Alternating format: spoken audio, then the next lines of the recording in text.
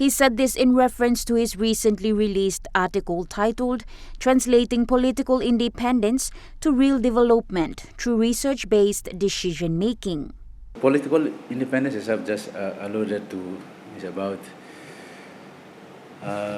being in charge of your own political destiny.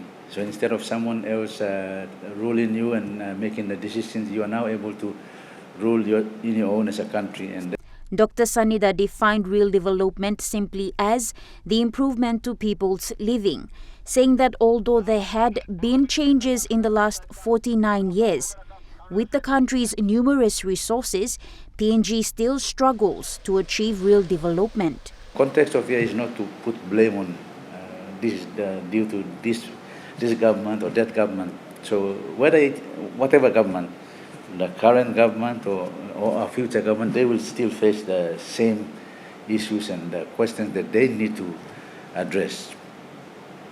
The past governments, we can talk about what they did, but we cannot go back and change anything in the past. The past is gone.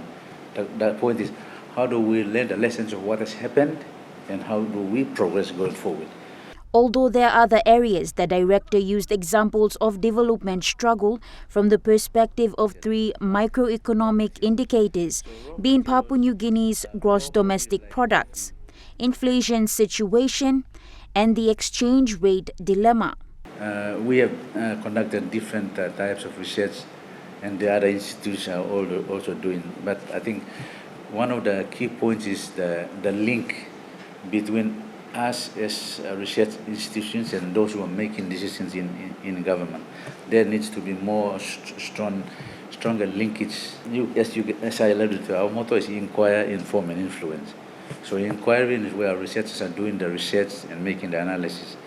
But in order to influence, we need to take the information to those who are in positions to be able to use it. So on this note, I acknowledge that in some of the areas, we have worked closely with the government to assist them in terms of what they can do. So it's a matter of us doing the research, but working closely with the government.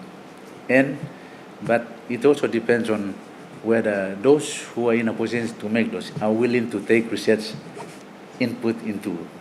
He said this is not to point fingers at one government. He stressed that the country must make research-based decisions for effective change, however also alluded to a challenge in this.